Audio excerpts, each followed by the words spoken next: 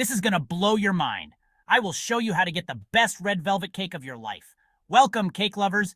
If you don't like dry cakes but still crave that perfect slice, then this is the recipe for you. Don't forget to like, subscribe, and comment below. Let's dive into the world of red velvet magic. First things first, preheat your oven to 350 degrees Fahrenheit.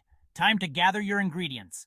2.5 cups of flour, 1 cup buttermilk, 2 large eggs, 1 teaspoon baking soda, 1 teaspoon baking powder, 1.5 cups of sugar, half a cup of vegetable oil, 1 tablespoon cocoa powder, and a splash of vanilla.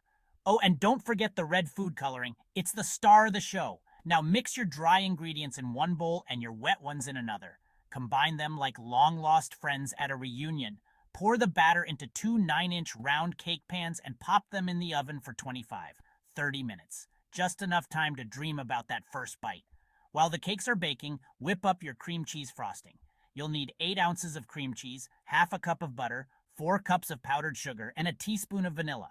Mix until smooth and creamy. Once your cakes are cool, slather on that frosting like it's going out of style. Stack them up, cut a slice, and enjoy. Voila, the best red velvet cake ever, right in your kitchen. Happy baking!